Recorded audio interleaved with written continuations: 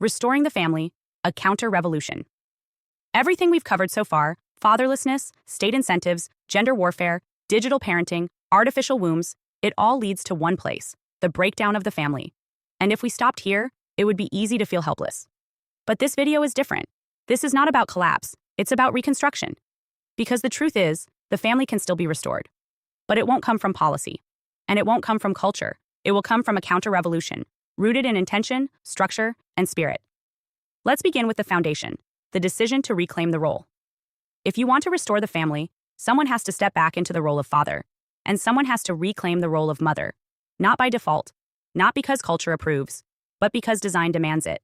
The father provides structure, discipline, protection, vision.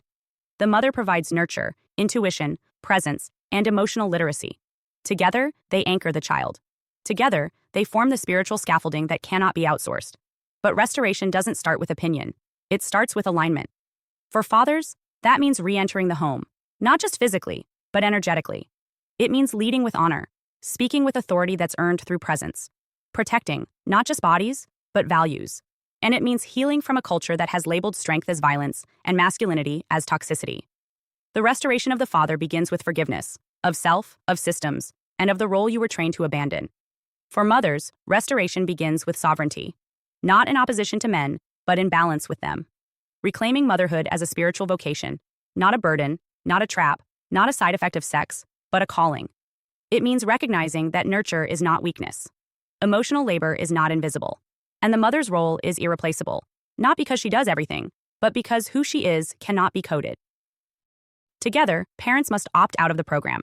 That doesn't always mean unplugging completely. It means recentering the home as the sacred unit. It means saying no to surveillance in the nursery. It means taking back bedtime, meals, spiritual instruction, and moral grounding.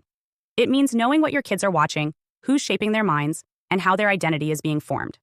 And if you're not in a traditional two-parent household, it doesn't mean you can't rebuild. It means you must build intentionally.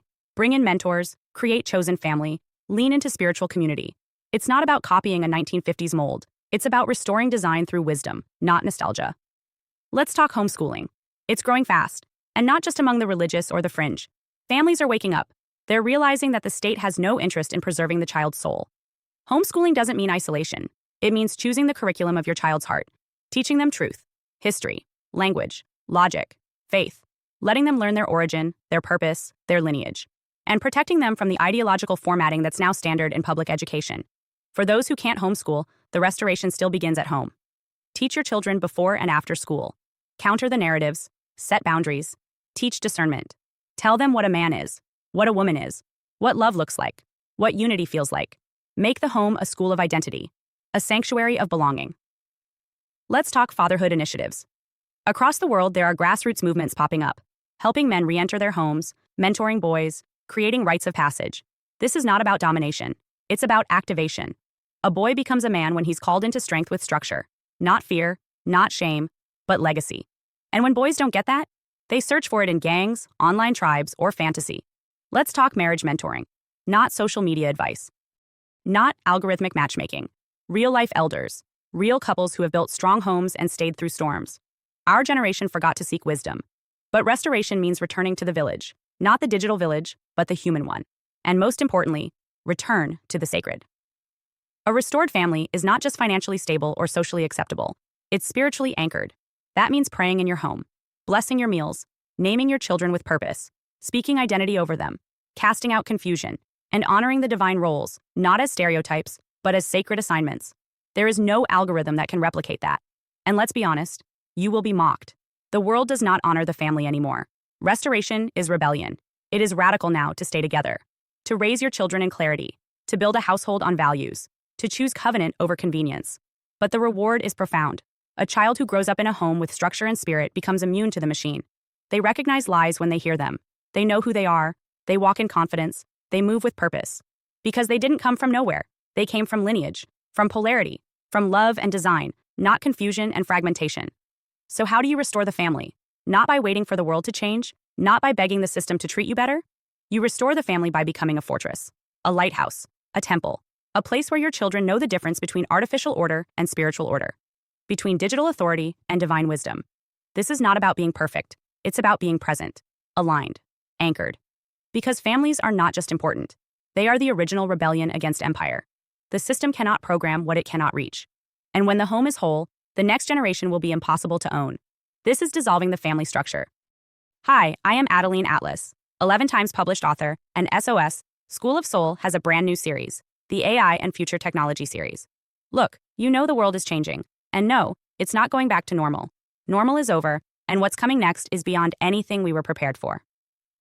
The School of Soul, AI and Future Technology series includes 319 videos on 1. The Download Society, How Data Has Replaced Destiny. 2. Predictive Future. Your next moves aren't random, they're forecasted. 3. Social Credit Systems. The behavioral economy now governs access. 4. Hive Mind. Synthetic telepathy and collective algorithmic control. 5. Nanobots inside you. Medical, military, and programmable intrusions. 6. Grief Tech. AI-fueled digital resurrection and simulated comfort. 7. Uploading your mind, consciousness transfer, and data-based identity. 8. Deep fakes plus AI clones. The replication of reality and identity theft. 9. Quantum humans. The merger of biology with quantum systems. 10. Digital afterlife, where your data goes when you die. 11. Resurrection science, reviving life through synthetic methods. 12. Immortal science, the end of death as we know it. 13. Longevity science, gene editing, anti-aging, and bio-upgrades. 14. Designer babies, engineered perfection before birth. 15. Artificial wombs, birth decoupled from the female body. 16. 3D printing, printing organs, limbs, and even humans. 17. The humanoid era, the rise of synthetic beings among us. 18. Legacy humans, the slow phase-out of unmodified analog people. 19. Smart cities, algorithmic environments that watch and decide. 20. Cloud-based societies, citizenship without borders or bodies. 21. Hackable humans, emotion, memory, and behavior under code. 22.